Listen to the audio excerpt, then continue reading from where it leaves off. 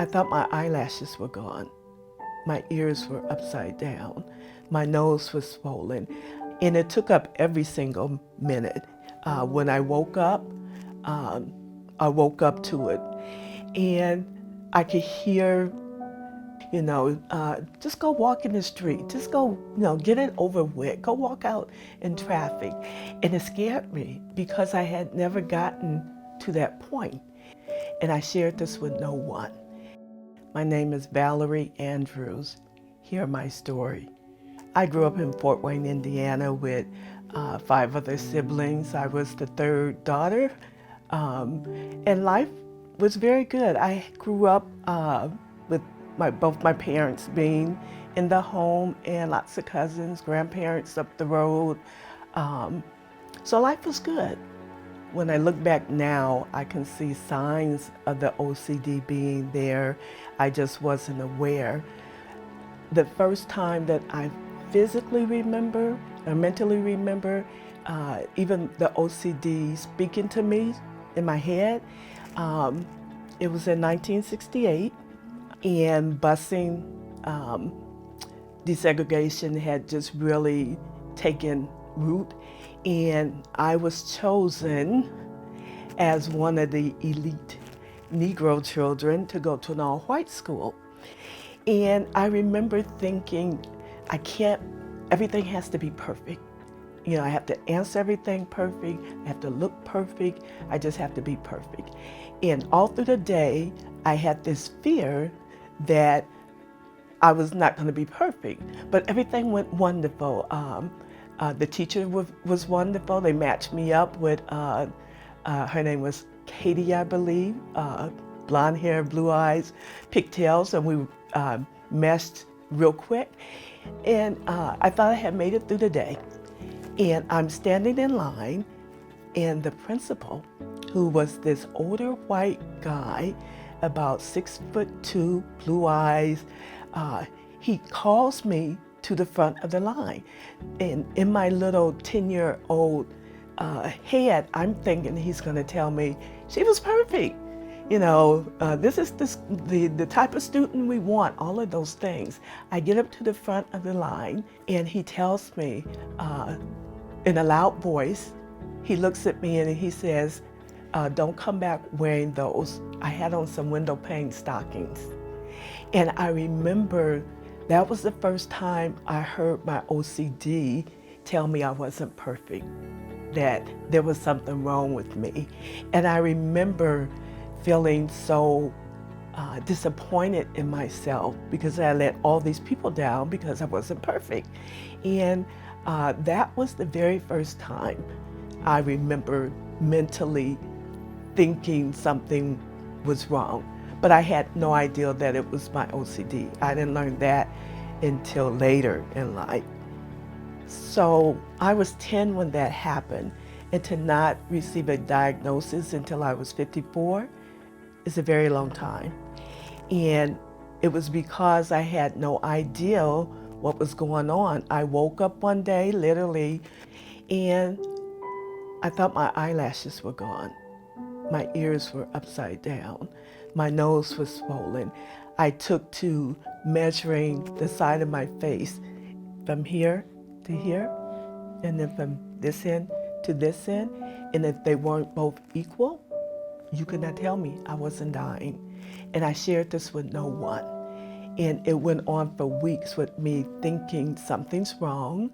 I didn't know what it was. And so I just kind of pushed it aside, because especially growing up culturally as a Black woman, a Black Christian woman, it was like, suck it up.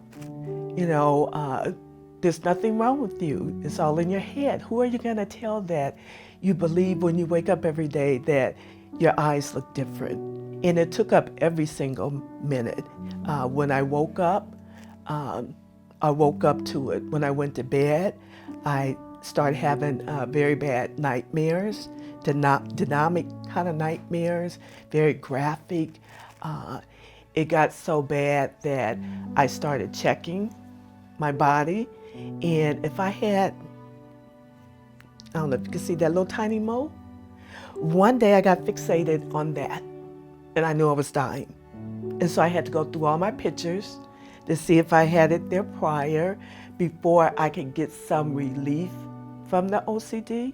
I was Googling everything. I would be on my computer for hours. And then I find somebody. My big thing was the fear of getting sick and getting cancer.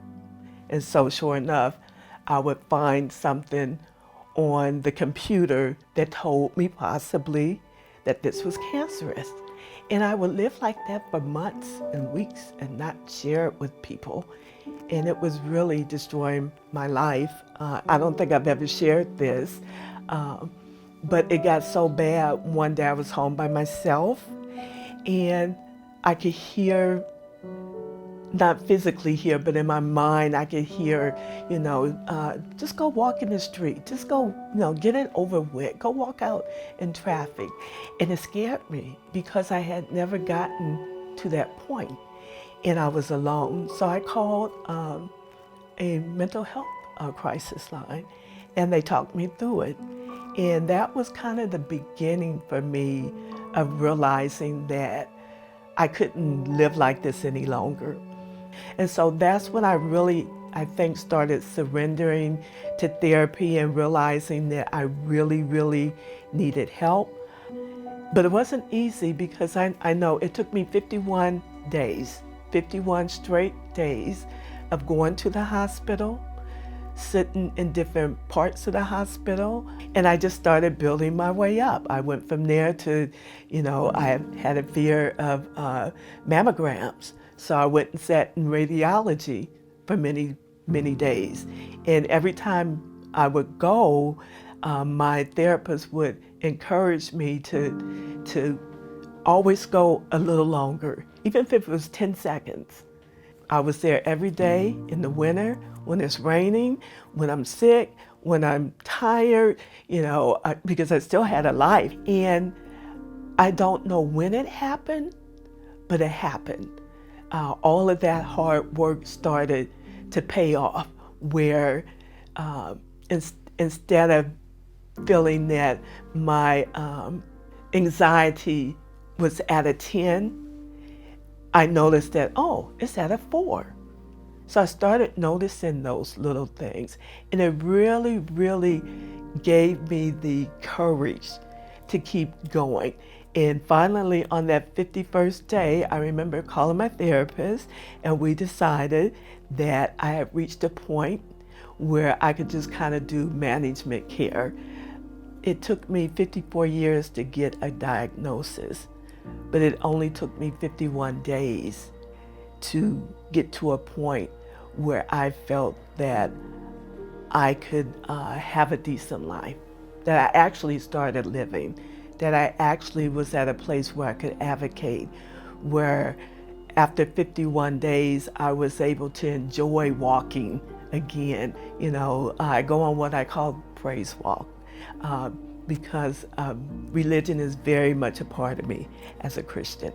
And so that's where I'm at now, that I learned all of those tools and I realized that there's help. We just have to go find it. If you're struggling with OCD, remember that self-care is important care, that it's okay, that we should not be intimidated by anyone. We should not feel ashamed to admit that we need help because we are worthy, especially to my African American women. I want you to know it's an honor to wear the crown, but it's also okay to take it off. No need to carry all that extra burden by yourself. You are worthy.